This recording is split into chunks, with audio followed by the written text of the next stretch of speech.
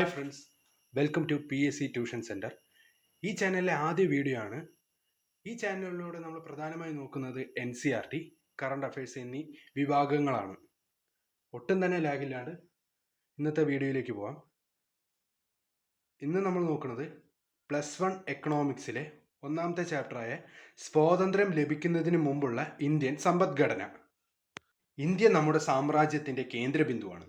ഈ സാമ്രാജ്യത്തിൻ്റെ ഏത് പ്രദേശത്തെ ആധിപത്യം നഷ്ടപ്പെട്ടാലും നമുക്കതിനെ അതിജീവിക്കാൻ കഴിയും. പക്ഷേ ഇന്ത്യ നഷ്ടപ്പെട്ടാൽ നമ്മുടെ സാമ്രാജ്യത്തിൻ്റെ സൂര്യൻ അസ്തമിക്കും.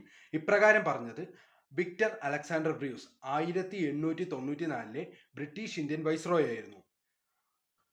പ്രധാനമായും ഒരു ആമുഖം എന്ന പോലെ പറയുകയാണെങ്കിൽ, ഇന്ത്യക്ക് സ്വാതന്ത്ര്യം ലഭിക്കുന്നതിന് മുമ്പുള്ള 2 നൂറ്റാണ്ട് നീണ്ടുനിന്ന് ബ്രിട്ടീഷ് ഭരണകാലത്ത് വളർന്നുകൊണ്ടിരുന്ന ബ്രിട്ടനിലെ ആധുനിക വ്യവസായങ്ങൾക്ക് തടസ്സമില്ലാതെ അസംസ്കൃത വസ്തുക്കൾ പ്രദാനം ചെയ്യുന്ന രാജ്യമാക്കി ഇന്ത്യയെ മാറ്റുക എന്നതായിരുന്നു കോളനി ഭരണത്തിന്റെ ലക്ഷ്യം.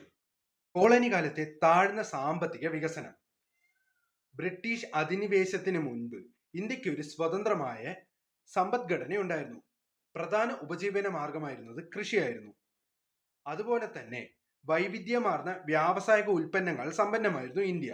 പരുത്തി, പട്ട്, ലോഹം, അതുല്യമായ രത്നങ്ങൾ തുടങ്ങിയ കരകൗശല വ്യവസായങ്ങളിൽ ഉയർന്ന പുരോഗതി കൈവരിച്ചിരുന്നു.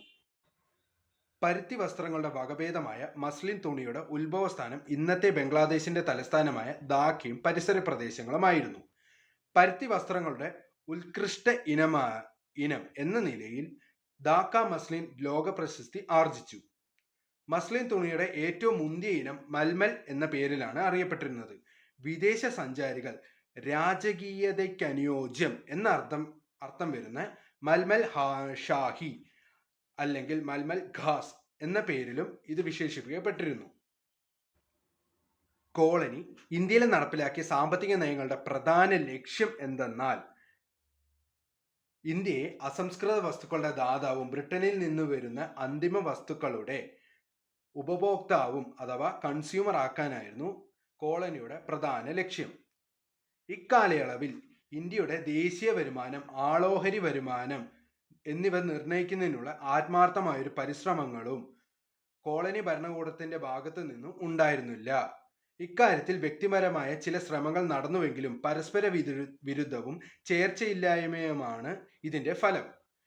Dadabhai Naoroji, William Digby, Findlay Shirras, VKRV Rao, CR Desai എന്നിവർ നടത്തിയ പഠനങ്ങൾ ഇവയിൽ വളരെ പ്രധാനപ്പെട്ടതാണ്. എന്നാൽ VKRV റാവുവിന്റെ പഠനങ്ങൾ പ്രത്യേകിച്ചും ശ്രദ്ധിക്കപ്പെട്ടു. 20-ാം നൂറ്റാണ്ടിന്റെ ആദ്യ പകുതി വരെ രാജ്യത്തിന്റെ മൊത്തം യഥാർത്ഥ ഉൽപ്പന്നം വളർച്ചാ നിരക്ക് 2% താഴെയും വാർഷിക ആളോഹരി ഉൽപ്പന്ന വളർച്ചാ നിരക്ക് വെറും 0.5% താഴെയുമായിരുന്നു. കാർഷിക മേഖല. ജനസംഖ്യയുടെ 85% പേർ ഉപജീവനത്തിനായി പ്രത്യക്ഷമായോ പരോക്ഷമായോ കൃഷിയെ ആശ്രയിച്ചിരുന്നു. എന്നിരുന്നാലും ഈ മേഖല മുരടിപ്പിലായിരുന്നു. മൊത്തം കൃഷിഭൂമിയുടെ അളവിൽ നേരിയ വർധനവ് ഉണ്ടായിരുന്നെങ്കിലും കാർഷിക ഉൽപാദനക്ഷമത വളരെ താഴ്ന്ന നിലയിലായിരുന്നു. കാർഷിക മേഖലയുടെ മുരടിപ്പിന് പ്രധാന കാരണം ബ്രിട്ടീഷുകാർ നടപ്പിലാക്കിയ ഭൂ ഉടമ സമ്പ്രദായമായിരുന്നു. പ്രത്യേകിച്ച് ബംഗാൾ പ്രവിശ്യയിൽ നിലവിലുള്ള കിഴക്കൻ സംസ്ഥാനങ്ങൾ നടപ്പിലാക്കിയ സെമീന്ദാരി സമ്പ്രദായം. കൃഷിയിൽ നിന്നുള്ള ലാഭം കർഷകർക്കല്ല, മറിച്ച് ഇടനിലക്കാരായ സെമീന്ദാർമാർക്കാണ് ലഭിച്ചിരുന്നത്. എന്നാൽ കാർഷിക മേഖലയുടെ പുരോഗതിക്ക് വേണ്ടി സെമീന്ദാർമാരോ കോളനി ഭരണകൂടമോ ഒന്നും തന്നെ ചെയ്തിരുന്നില്ല. കർഷകരിൽ നിന്ന് വൻതോതിൽ പാട്ടം പിരിച്ചെടുക്കുന്നതിൽ മാത്രമായിരുന്നു സെമീന്ദാർമാരുടെ ശ്രദ്ധ. വർദ്ധിച്ച പാട്ടാഭാരം കർഷകരുടെ ജീവിതം ദുസ്സഹമാക്കി. ഈ സമ്പ്രദായ പ്രകാരം സെമീന്ദാർമാർ കൃത്യസമയത്ത് ബ്രിട്ടീഷ് ഭരണകൂടത്തിന് നികുതി കൊടുക്കേണ്ടതുണ്ട്. അല്ലാത്ത പക്ഷം സെമീന്ദാർമാരുടെ ഭൂമിയിന്മേലുള്ള അവകാശം നഷ്ടപ്പെടും. ആയതിനാൽ കൃഷിക്കാരുടെ സാമ്പത്തിക അവസ്ഥ സെമീന്ദാർമാർ ഒരിക്കലും പരിഗണിച്ചിരുന്നില്ല. കൂടാതെ പഴഞ്ചൻ സാങ്കേതിക വിദ്യ, ജലസേചന സൗകര്യങ്ങളുടെ അഭാവം, രാസവളങ്ങളുടെ കുറഞ്ഞ ഉപയോഗം എന്നിവയും കാർഷിക മേഖലയുടെ മുരടിപ്പിന് കാരണമായി.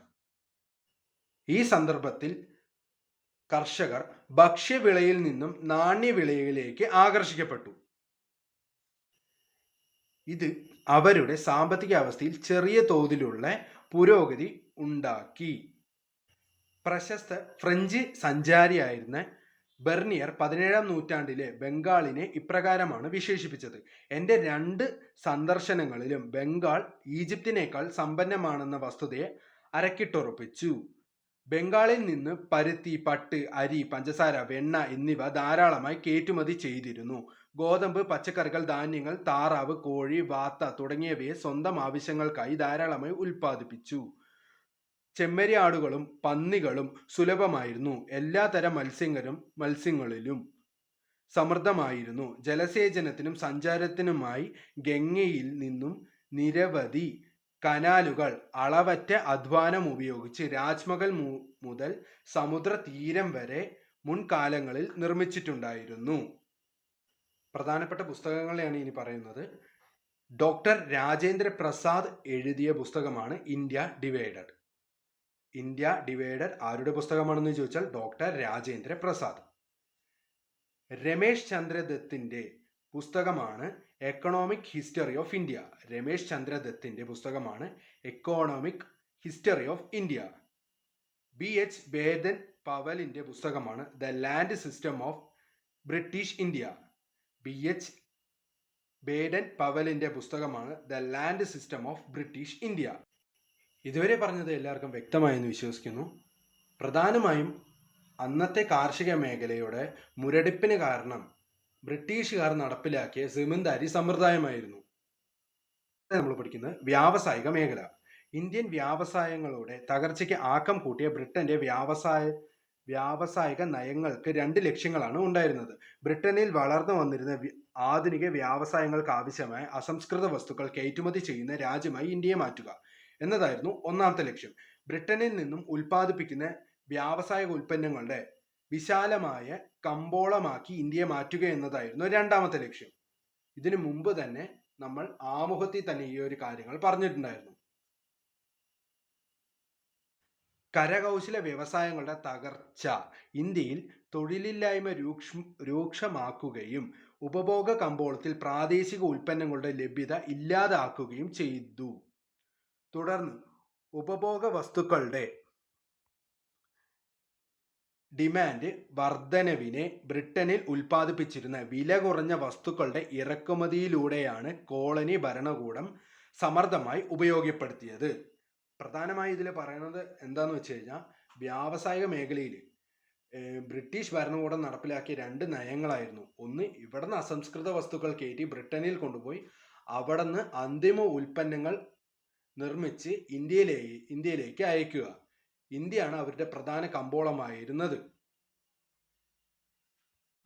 19-ാം നൂറ്റാണ്ടിന്റെ 2ാം പകുതിയിൽ തന്നെ ആധുനിക വ്യവസായങ്ങൾക്ക് ഇന്ത്യയിൽ വേരുറപ്പിച്ചുവെങ്കിലും അവയുടെ വളർച്ച മന്ദഗതിയിലായിരുന്നു. തുടക്കത്തിൽ ഈ പുരോഗതി ചണം, പരുത്തി എന്നീ വ്യവസായങ്ങളിൽ മാത്രമായിരുന്നു.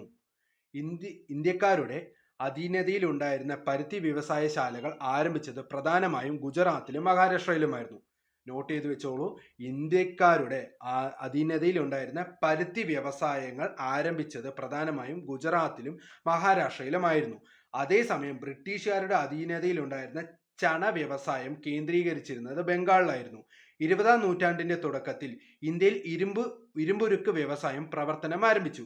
1907 ടാറ്റ ഇരുമ്പുരുക്ക് കമ്പനി സ്ഥാപിതമായി. 2ാം ലോക മഹായുദ്ധത്തിന് ശേഷം പഞ്ചസാര, സിമന്റ്, കടലാസ് എന്നീ വ്യവസായങ്ങൾക്ക് പേരിനെങ്കിലും ഇന്ത്യയിൽ തുടക്കം കുറിച്ചു.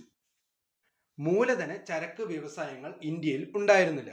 എന്താണ് മൂലധന ചരക്ക് വ്യവസായങ്ങൾ?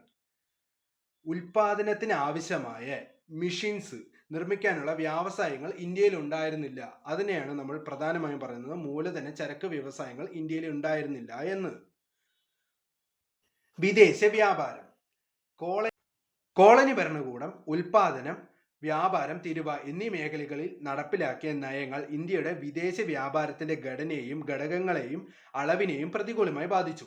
ഇതിന്റെ ഫലമായി അസംസ്കൃത പട്ട്, പരുത്തി, കമ്പിളി, പഞ്ചസാര, നീലം, ചണം തുടങ്ങിയ പ്രാഥമിക വസ്തുക്കൾ കയറ്റുമതി ചെയ്യുകയും ബ്രിട്ടനിലെ ഫാക്ടറികളിൽ നിർമ്മിച്ച ലഘുയന്ത്രങ്ങൾ പോലെയുള്ള മൂലധന വസ്തുക്കൾ കൂടാതെ പൂർണ്ണ ഉപഭോഗ വസ്തുക്കളായ പരുത്തി, പട്ട്, കമ്പിളി, വസ്ത്രങ്ങൾ ഇവ ഇറക്കുമതി ചെയ്യുന്ന രാജ്യമായി ഇന്ത്യ മാറി. ഇതിൽ പ്രധാനമായും പറയുന്നത് ഇവിടുന്ന് അസംസ്കൃത വസ്തുക്കൾ കയറ്റി അയച്ച് ബ്രിട്ടനിൽ അത് അന്തിമ ഉൽപ്പന്നമായി വീണ്ടും വ്യാപാരത്തിന് വേണ്ടി ഇന്ത്യയിലേക്ക് വരികയാണ് ചെയ്തിരുന്നത്. അതുപോലെ തന്നെ ഇന്ത്യയുടെ ഇറക്കുമതിയുടെയും കയറ്റുമതിയുടെയും മേൽ കുത്തക ആധിപത്യം ബ്രിട്ടൻ നിലനിർത്തി. ഇതിന്റെ ഫലമായി ഇന്ത്യയുടെ വിദേശ വ്യാപാരത്തിന്റെ പകുതിയിലധികം ബ്രിട്ടനുമായും ശേഷിക്കുന്ന ഭാഗം ചൈന, സിലോൺ എന്ന് പറഞ്ഞാൽ ഇന്നത്തെ ശ്രീലങ്ക, പേർഷ്യൻ പോലെയുള്ള രാജ്യങ്ങളുമായി നടത്താൻ നിർബന്ധമായി. സൂയിസ് കനാൽ തുറന്നതോടുകൂടി ഇന്ത്യൻ വിദേശ വ്യാപാരത്തിന് മേലുള്ള നിയന്ത്രണം ബ്രിട്ടൻ കൂടുതൽ കർശനമാക്കി. സൂയിസ് കനാലിന്റെ കാര്യം പറയുന്നതിന് മുമ്പായി ഇന്ത്യയിൽ ഭക്ഷ്യധാന്യങ്ങൾ, വസ്ത്രങ്ങൾ, മണ്ണെണ്ണ തുടങ്ങിയ പല വിധത്തിലുള്ള അത്യാവശ്യ വസ്തുക്കളുടെ ലഭ്യത ആഭ്യന്തര കമ്പോളത്തിൽ കുറഞ്ഞിരുന്നു. ഈ വ്യാപാര മിച്ചം ഇന്ത്യയിലേക്കുള്ള സ്വർണത്തിന്റെയും വെള്ളിയുടെയും ഒഴുക്ക് വർദ്ധിപ്പിച്ചില്ല. എന്ന് മാത്രമല്ല, ഇവ ബ്രിട്ടീഷുകാരുടെ ഭരണ യുദ്ധ ചെലവുകളും അതേപോലെ വിവിധ സേവനങ്ങളുടെ ഇറക്കുമതി ചെലവിനായി വിനിയോഗിക്കുകയും ചെയ്തു. ഇതെല്ലാം ബ്രിട്ടനിലേക്കുള്ള ഇന്ത്യൻ സമ്പത്തിന്റെ ഒഴുക്ക് സുഗമമാക്കി. സൂയിസ് കനാൽ വടക്ക് കിഴക്കൻ ഈജിപ്തിലെ സൂയിസ് കരയിടുക്കിന് സമാന്തരമായി വടക്ക് തെക്ക് നീണ്ടു നിൽക്കുന്ന മനുഷ്യനിർമ്മിതമായ ജലമാർഗമാണ് സൂയിസ് കനാൽ. ഇത് മെഡിറ്ററേനിയൻ കടലിനെയും പോർട്ട് സെയ്ദിനെയും ചെങ്കടലിന്റെ കൈവഴികളായ സൂയസ് ഉൾക്കടലിനെയും പരസ്പരം ബന്ധിപ്പിക്കുന്നു. സൂയസ് കനാൽ യൂറോപ്പ്, അമേരിക്ക, തെക്കൻ ഏഷ്യൻ രാജ്യങ്ങൾ, കിഴക്കൻ ആഫ്രിക്ക, ഓഷ്യാനിയ തുടങ്ങിയ പ്രദേശങ്ങളിലെ തുറമുഖങ്ങളിലേക്ക് സഞ്ചരിക്കുന്ന കപ്പലുകൾക്ക് ആഫ്രിക്കൻ വൻകരയെ ചുറ്റി സഞ്ചരിക്കേണ്ട അവസ്ഥ ഒഴിവാക്കി. സാമ്പത്തികമായും തന്ത്രപ്രധാനമായും ലോകത്തിലെ പ്രധാന ജലമാർഗങ്ങളിലൊന്നാണ് ഇത്. 1869 ഇത് തുറന്നതോടുകൂടി യാത്രാ ചിലവ് കുറയുകയും യൂറോപ്യൻ രാജ്യങ്ങൾക്ക് ഇന്ത്യൻ കമ്പോളത്തിലേക്ക് പ്രവേശനം സുഗമമാക്കുകയും ചെയ്തു.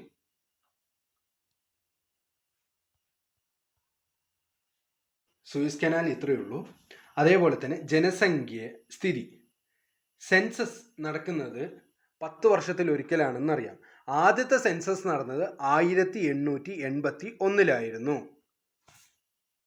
അന്നത്തെ രാജ്യത്തിൻ്റെ സാക്ഷരതാ നിരക്ക് 16% താഴെയും സ്ത്രീകളുടെ സാക്ഷരതാ നിരക്ക് 7% താഴെയുമായിരുന്നു. ഹോസ്പിറ്റാലിറ്റി ഫെസിലിറ്റീസ് ഒരുപാട് ഇല്ലാത്തതിനാൽ അന്ന് മരണത്തിൻ്റെ നിരക്കും വളരെ കൂടുതലായിരുന്നു. ശിശുമരണ നിരക്ക് ഉൾപ്പെടെ ചെറിയ അസുഖങ്ങൾ മൂലം തന്നെ പലരും മരണപ്പെടുകയായിരുന്നു അന്നത്തെ സാഹചര്യം. അടുത്ത നോക്കുന്നത് തൊഴിൽ ഘടനയെ കുറിച്ചിട്ടാണ്. കാർഷികം, നിർമ്മാണം, സേവന മേഖല എന്നിങ്ങനെ 3ആയി തരംതിരിക്കാം.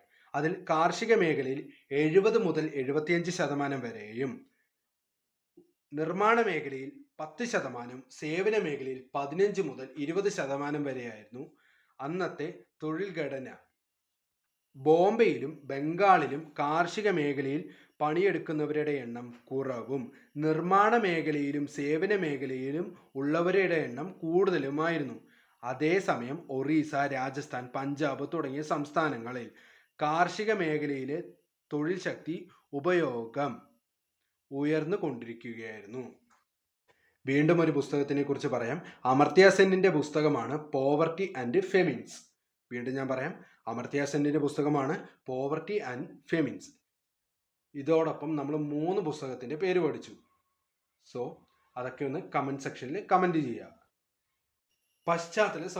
പശ്ചാത്തല സൗകര്യം പറയുന്നതിന് മുമ്പായിട്ട് ഇതിനകത്ത് വലിയ കാര്യങ്ങൾ നമുക്ക് പഠിക്കാനില്ല. ജസ്റ്റ് ബേസിക് ആയിട്ട് ഒരു കൺസെപ്റ്റ് മനസ്സിലാക്കാമെന്ന് വെച്ച് കഴിഞ്ഞാൽ, അന്ന് അവർ നമുക്ക് പ്രൊവൈഡ് ചെയ്യുന്ന റെയിൽവേ, തുറമുഖം, ജലഗതാഗതം, തപാൽ എന്നിവയെല്ലാം നമ്മളുടെ പുരോഗതിക്ക് വേണ്ടി ആയിരുന്നില്ല. പ്രധാനമായും അവരുടെ വാണിജ്യ ലക്ഷ്യങ്ങൾക്ക് വേണ്ടി മാത്രമായിരുന്നു അവർ ഇതൊക്കെ നമുക്ക് നിർമ്മിച്ചു തന്നിരുന്നത്. ബ്രിട്ടീഷുകാർ ഇന്ത്യയിൽ റെയിൽവേ ആരംഭിച്ചത് 1850-ലാണ്. അത് അവരുടെ സംഭാവനയായി കരുതുന്നു. ഇന്ത്യൻ സമ്പദ് വ്യവസ്ഥയുടെ ഘടനയെ രണ്ട് രീതിയിലാണ് റെയിൽവേ സ്വാധീനിച്ചത്. ഒന്നാമതായി ദൂര യാത്രകൾ സാധ്യമാക്കിയതോടെ ഭൂമിശാസ്ത്രപരവും സാംസ്കാരികപരവുമായ അതിർവരമ്പുകൾ ഭേദിക്കാൻ സഹായമായി. രണ്ടാമതായി കൃഷിയുടെ വാണിജ്യവൽക്കരണത്തെ അത് പരിപോഷിപ്പിച്ചെങ്കിലും ഗ്രാമീണ സമ്പദ് വ്യവസ്ഥയുടെ സ്വയം പര്യാപ്തതയെ ദോഷകരമായി ബാധിച്ചു. ഇന്ത്യയിൽ നിന്നുള്ള കയറ്റുമതി വർദ്ധിച്ചു എന്നതിന് സംശയമില്ല. എങ്കിലും ഇതിന്റെ ഗുണമേന്മയൊന്നും കൃഷിക്കാരായ ജനങ്ങൾക്ക് നേരിട്ട് ലഭിച്ചില്ല. റെയിൽവേയുടെ ആവിർഭാവം കൊണ്ട് ഇന്ത്യൻ ജനതയ്ക്കുണ്ടായ സാമൂഹ്യ നേട്ടം ചെറുതല്ല. എങ്കിലും രാജ്യത്തിന്റെ സാമ്പത്തിക നഷ്ടം മറികടക്കുന്നതുമായിരുന്നില്ല. ഉൾനാടൻ ജലഗതാഗതം ഒറീസയിലെ തീരദേശ കനാൽ സംവിധാനത്തെ പോലെ തന്നെ സാമ്പത്തികമായി ലാഭമായിരുന്നില്ല. ഉയർന്ന ചെലവിൽ നിർമ്മിച്ചിരുന്ന കനാൽ സംവിധാനമായിരുന്നിട്ടും റെയിൽവേയുമായി മത്സരിക്കാൻ കഴിയുമായിരുന്നില്ല. അതുകൊണ്ട് തന്നെ കനാൽ സംവിധാനം പൂർണ്ണമായും നിർത്തലാക്കി അവിടെയെല്ലാം റെയിൽവേ ലൈനുകൾ വരാൻ തുടങ്ങി. അതിനുശേഷം ചെലവേറിയതാണെങ്കിലും വൈദ്യുതീകൃത കമ്പി തപാൽ സംവിധാനം രാജ്യത്തിന്റെ ക്രമസമാധാന പാലനത്തിന് വലിയ പങ്ക് വഹിച്ചത്. തപാൽ സംവിധാനം ഉപകാരപ്രദമായിരുന്നുവെങ്കിലും വർദ്ധിച്ച ആവശ്യങ്ങൾക്കനുസൃതമായി സേവനം നൽകാൻ പ്രാപ്തമായിരുന്നില്ല. ഇതോടെ ഈ ചാപ്റ്റർ അവസാനിച്ചിരിക്കുന്നു. ഞാൻ പറഞ്ഞതിൽ വല്ല പോരായ്മകൾ ഉണ്ടെങ്കിൽ ജസ്റ്റ് കമൻറ്റ് സെക്ഷനിൽ പറയാം. ഞാൻ അടുത്ത വീഡിയോയിൽ റെക്ടിഫൈ ചെയ്യുന്നതായിരിക്കും. അതേപോലെ തന്നെ ഈ വീഡിയോ ഇഷ്ടപ്പെട്ടു കഴിഞ്ഞാൽ വീഡിയോ ലൈക്ക് ചെയ്യാനും കമൻറ്റ് ചെയ്യാനും ചാനലൊന്ന് സബ്സ്ക്രൈബ് ചെയ്യാനും മറക്കരുത്. സോ അടുത്ത വീഡിയോ കാണുന്നവരെ ബൈ. Thank you.